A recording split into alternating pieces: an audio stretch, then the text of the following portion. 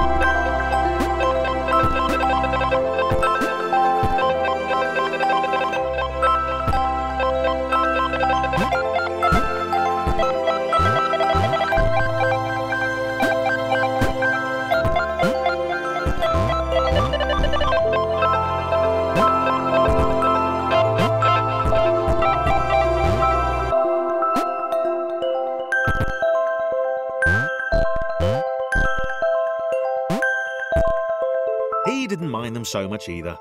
The red one, Thomas, had a charming way of applauding every time John jumped.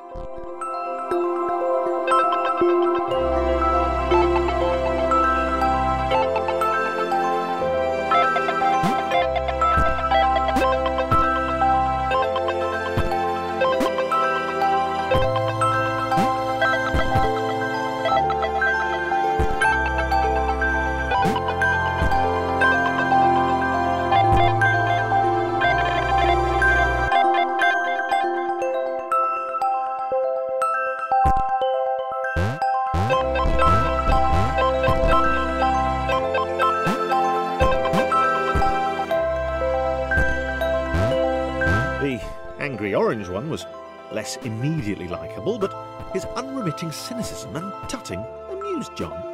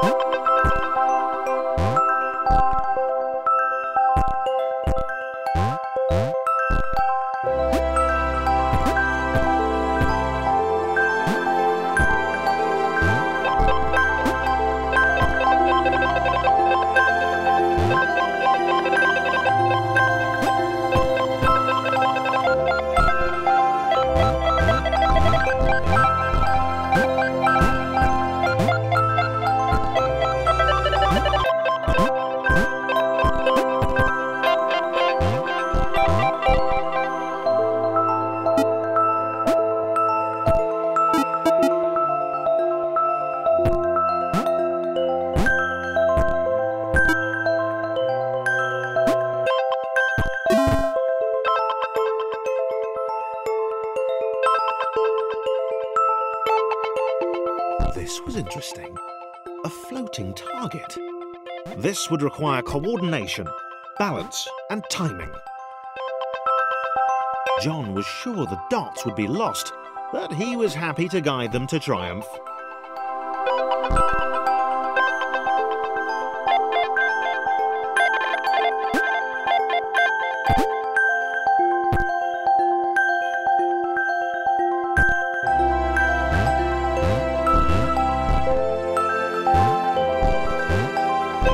Maybe that's what the dots were for. They were there to extend John's reach, to make his performance even more impressive. John liked the thought. He decided to keep them.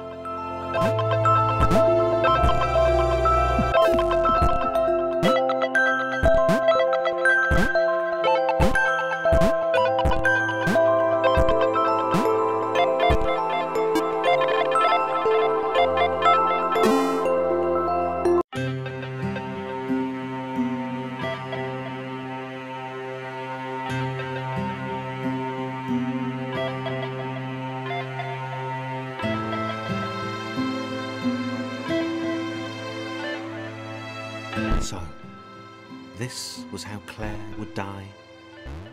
She knew it would happen eventually. She was rubbish at jumping, and she moved slowly. She felt a little like her continued existence was breaking some kind of natural order. The crumbling pillar was a dramatic death, she supposed. Wait, what? Claire couldn't shake the feeling that she was not, in fact, dead. It was at that moment that Claire realised she had superpowers.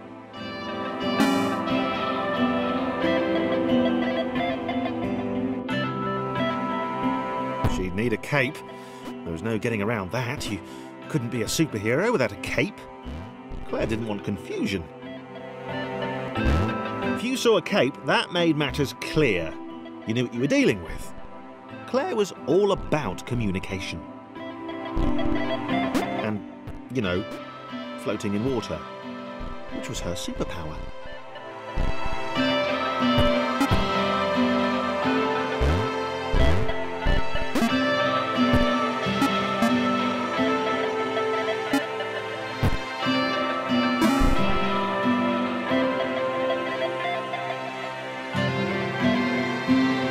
Right, fear not, my skinny friends, for I am Claire, and I will save you. Claire needed to come up with a superhero name as soon as possible. Claire was rubbish.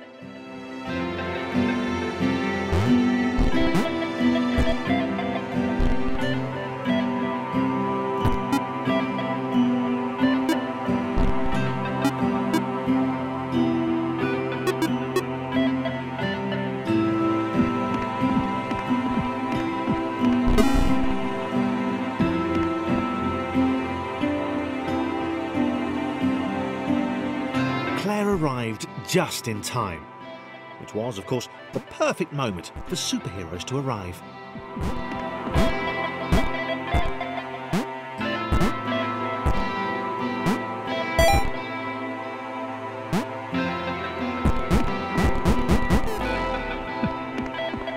Claire arrived just in time, which was, of course, the perfect moment for superheroes to arrive.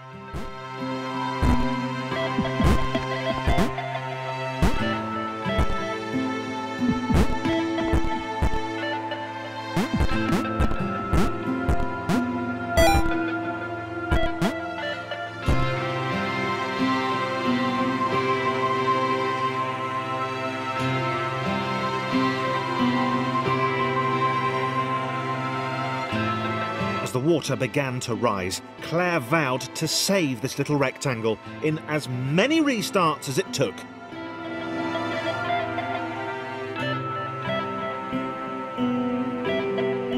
Claire wondered if Thomas would make a good sidekick. Or she... Claire arrived just in time, which was, of course, the perfect moment for superheroes to arrive.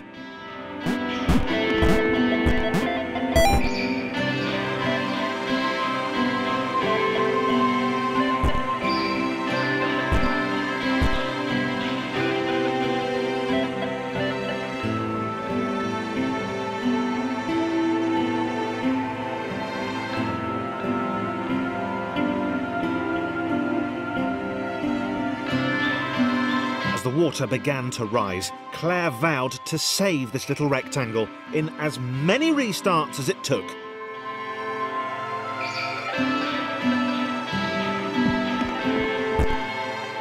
Claire wondered if Thomas would make a good sidekick. Or was she more the lone Avenger type? She liked that. The sole hero in a world of rectangles and conveniently placed pools of toxic water.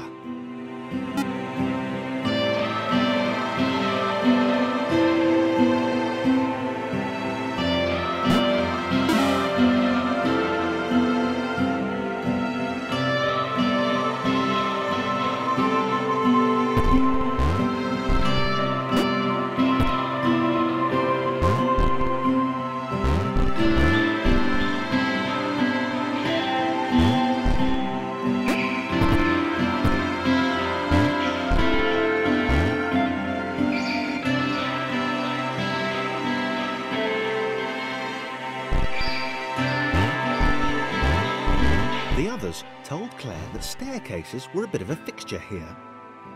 Claire wondered why the world made it so difficult.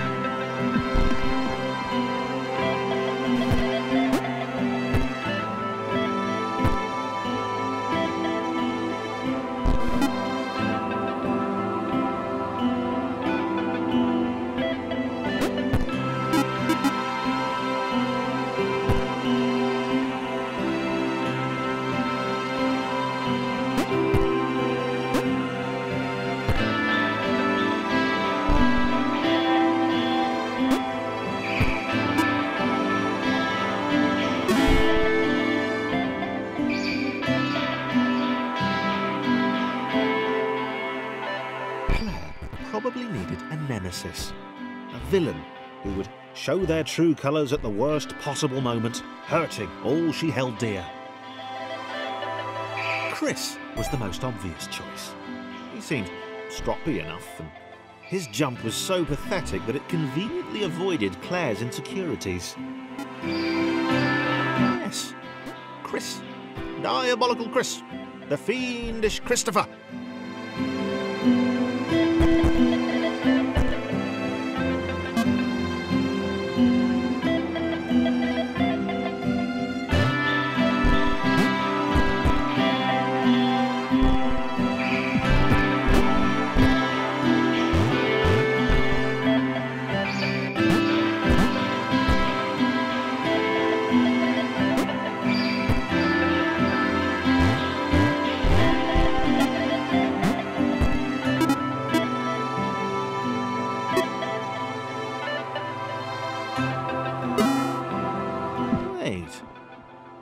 Chris gone? Was he off somewhere, plotting Claire's downfall? If Claire was honest, and she had to be because she was a superhero, this was a troubling turn of events. Still, there were reasonably sized bodies of water to cross.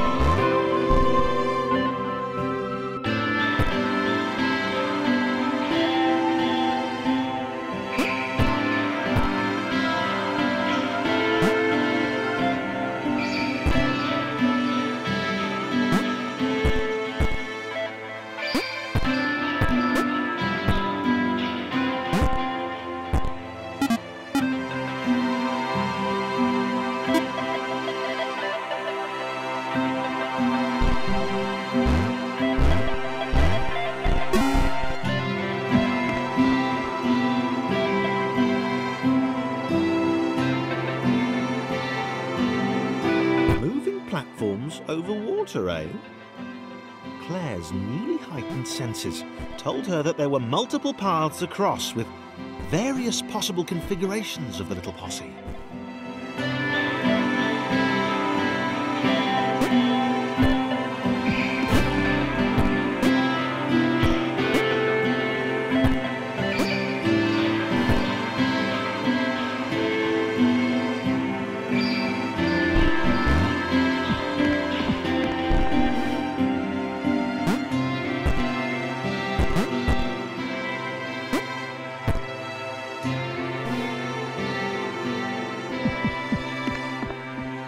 They were doing really well.